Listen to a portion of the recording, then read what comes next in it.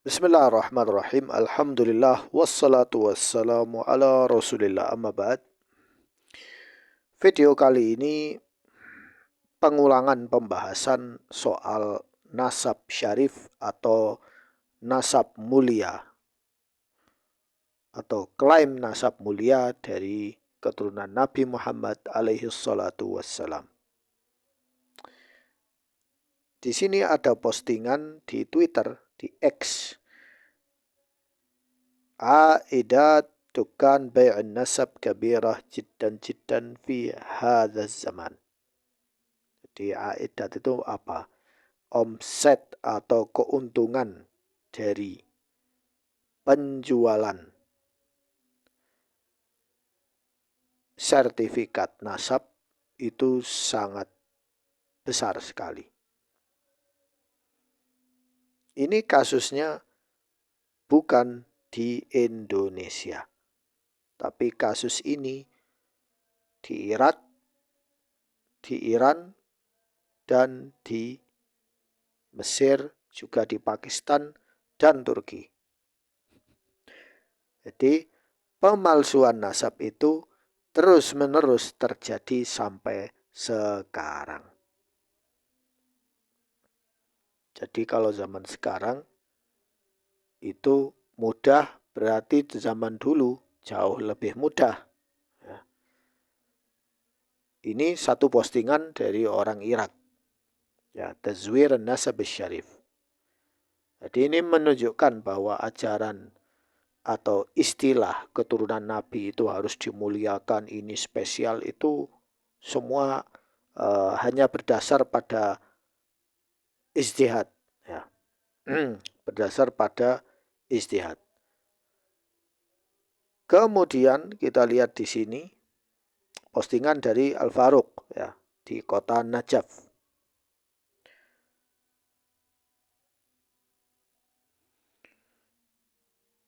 Di kota Najaf ini dia bilang gini.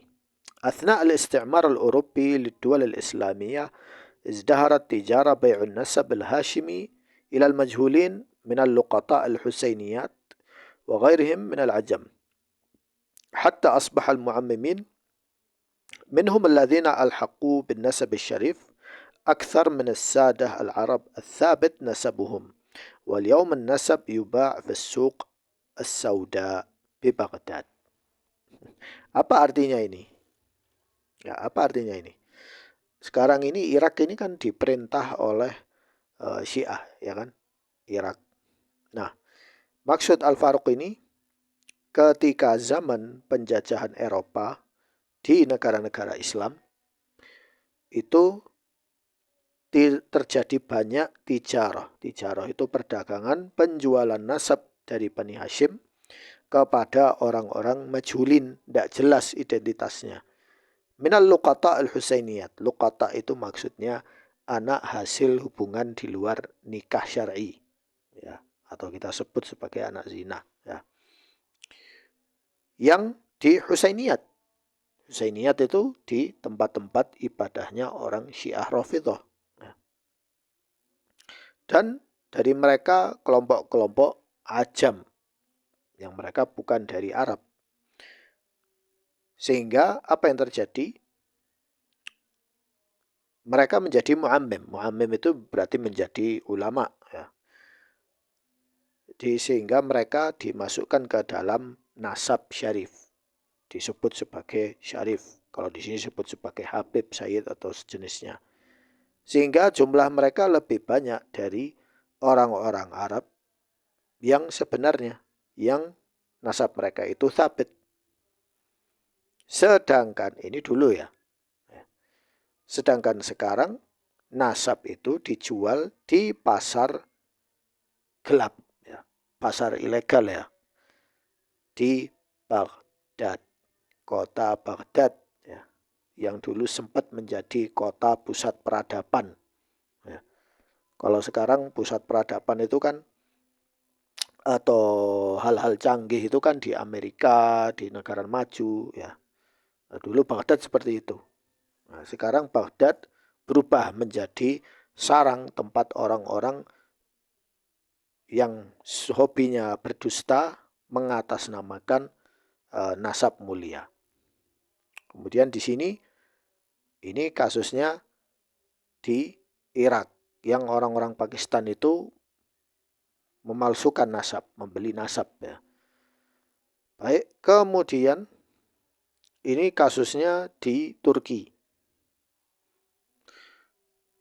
oleh Muhammad Jarbu At-Tamimi dari Bani Tamim. Man yaqif wara tadbir bunya an-nasab al-syarif yabi' syahadat nasab li ghairi al-Arab. Mereka yang merusak ya bunyah itu peraturan-peraturan orang syarat menjadi nasab itu, mereka malah menjual sertifikat nasab kepada selain Arab.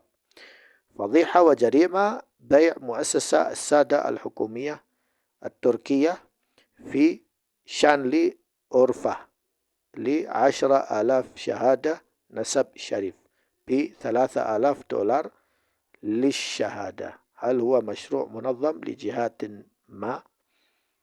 Maksudnya apa? Di sini ada skandal kriminal, yaitu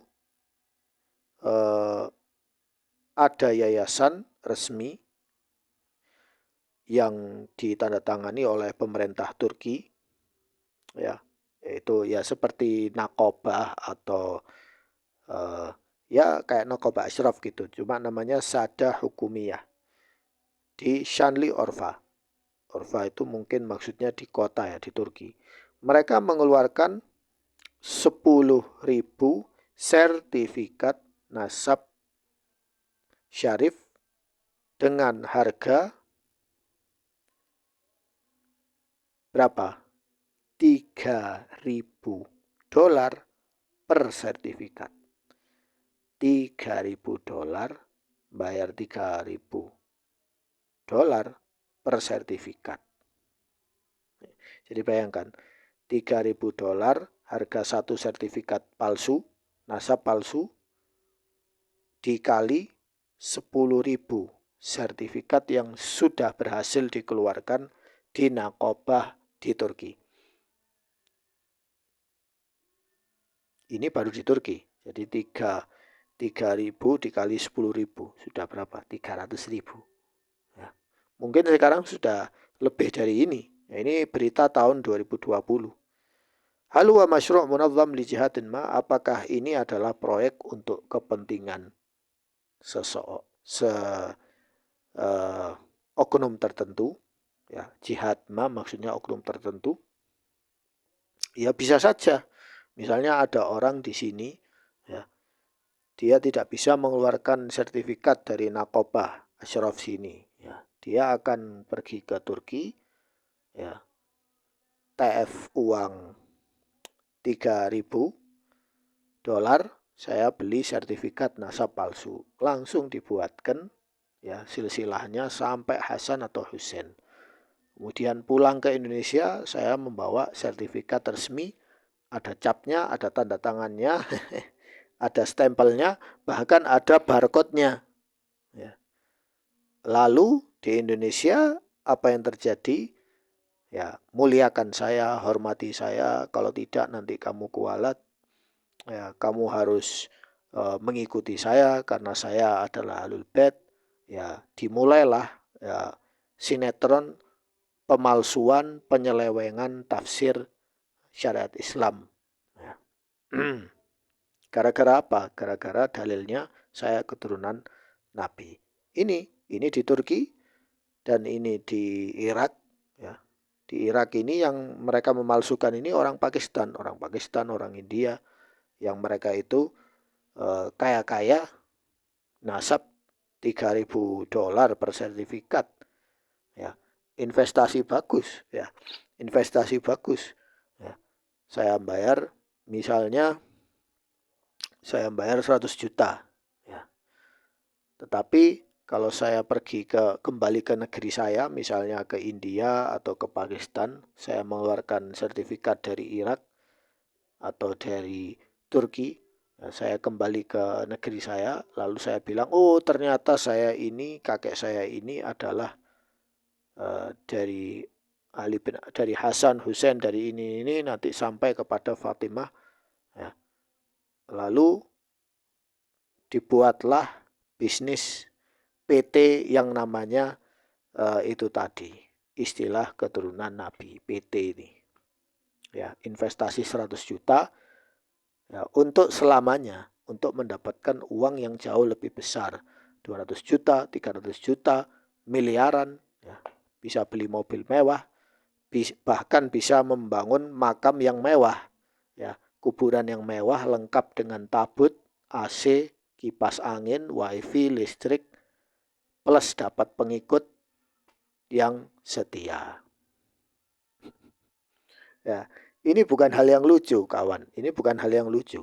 Ya, ini sangat berbahaya. Makanya saya tadi di video yang sebelumnya saya sudah bilang istilah keturunan Nabi itu istilah yang sangat berbahaya dan sensitif. Kenapa? Karena dipakai untuk hal-hal seperti ini. Ya, kalau orangnya berakal kembali ke syariat para salaf, dia tidak akan melakukan hal ini karena ini dosa besar. Ya, dosa besar. Dosa besar. Ya. Apalagi atas nama Nabi. Ya, ini Nabi dan Rasul. Ya. Sekian dari saya. Semoga bermanfaat.